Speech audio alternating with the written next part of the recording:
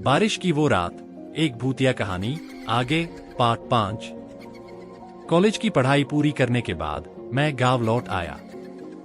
मेरा मन शहर की भीड़ भाड़ में नहीं लगा। नमस्ते दोस्तों, वीडियो शुरू करने से पहले हमारे चैनल को सब्सक्राइब जरूर करें और कमेंट सेक्शन में हमें बताएं कि आप कहां से वीडियो देख रहे हैं। आपके प्यार और समर्थन के लिए धन्यवाद। मुझे अपने गांव की शांति, हरियाली और उसकी पुरानी कहानियों में ही सुकून मिलता था। मैंने तय किया कि मैं अपनी बाकी जिंदगी यहीं बिताऊंगा और अपने अनुभवों को लोगों के साथ साझा करूंगा। मैंने एक छोटी सी किताब लिखना शुरू किया, जिसमें मैंने लीला की कहानी और अपने अन्य अनुभवों को विस्तार से लिखा। किताब का नाम था अदृश्य के निशान, एक आत्मा की कहानी। इसे लिखने में मुझे कई महीने लगे। मैंने हर घटना को, हर एहसास को ईमानदारी से शब्दों में पिरोया। दादाजी ने मेरी बहुत मदद की। उन्होंने मुझे कई पुरानी कहानियां और लोक मान्यताएं बताईं, जो मेरे लेखन को और समृद्ध करती गईं। जब किताब पूरी हुई, तो मुझे लगा जैसे मैंने अपने जीवन का एक महत्वपूर्ण अध्याय पूरा कर लिया हो। किताब छपने के बाद मुझे उम्मीद नहीं थी कि इसे इतनी सकारात्मक प्रतिक्रिया मिलेगी। कई लोगों ने मुझे चिट्ठियां लिखीं, फोन किए और यहां तक कि मेरे गांव भी आए। कुछ लोग ऐसे थे जिन्होंने मुझसे मिलते जुलते अनुभवों के बारे में बताया, और कुछ ऐसे थे जिनकी जिंदगी में मेरी किताब ने एक नया दृष्टिकोण दिया था। मुझे यह जानकर बहुत खुशी हुई कि मैं लोगों को अदृश्य दुनिया के बारे में सोचने पर मजबूर कर पा रहा था और उन्हें यह समझा पा रहा था कि हर भूतिया कहानी सिर्फ डरने के लिए नहीं होती, बल्कि उसमें कोई गहरा संदेश छिपा होता है। एक दिन मुझे एक अजीब सा ईमेल आया। यह एक पुराने शोधकर्ता का था, जो परामनोवैज्ञानिक घटनाओं, पैरानॉर्मल एक्टिविटीज पर शोध कर रहे थे। उन्होंने मेरी किताब पढ़ी थी और वे मुझसे मिलना चाहते थे। वे मेरे अनुभवों और दादाजी के ज्ञान से बहुत प्रभावित थे।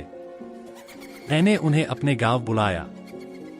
जब वे मुझसे मिलने आए, तो उन्होंने मुझे बताया कि उनकी टीम गांव के आसपास कुछ ऊर्जा क्षेत्रों, एनर्जी फील्ड्स का पता लगा रही है, जहां रहस्यमय घटनाएं अक्सर होती रहती हैं। उन्होंने मुझसे पूछा कि क्या मैं उनकी इस खोज में उनकी मदद करूंगा। मुझे यह सुनकर बहुत खुशी हुई।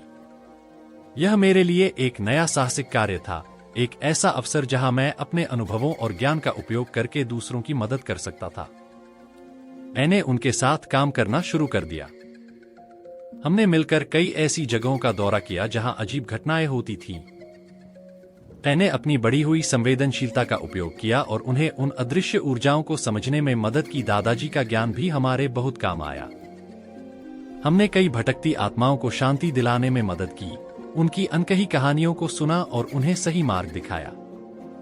यह काम आसान नहीं था, कई बार हमें चुनौतियों का सामना भी करना पड़ा, लेकिन हर बार जब हम किसी आत्मा को शांति दिला पाते थे, तो मुझे एक अद्भुत सुकून मिलता था।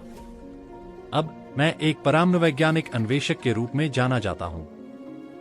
बारिश की वो रात, जिसने मुझे कभी डराया था, उसने मेरी जिंदगी को एक नई दिशा दे दी थी। वह रात मेरे लिए सिर्फ एक भूतिया अनुभव नहीं थी, बल्कि एक जागृति थी जिसने मुझे जीवन के अनजाने पहलुओं को समझने और दूसरों की मदद करने का रास्ता दिखाया था। मेरी यात्रा अभी जारी है, क्योंकि इस दुनिया में अभी भी कई अनकहे राज और अनसुलझी कहानियां बाकी हैं। क्या आप मेरे किसी और अनुभव के बारे में जानना चाहेंगे? अगर आपको हमारा वीडियो पसंद आया हो, तो इसे लाइक करें, अपने दोस्तों के साथ शेयर करें और नए वीडियो के लिए हमारे चैनल को सब्सक्राइब करना न भूलें। आपके समर्थन से हमें और भी बेहतर कंटेंट बनाने की प्रेरणा मिलती है। धन्यवाद।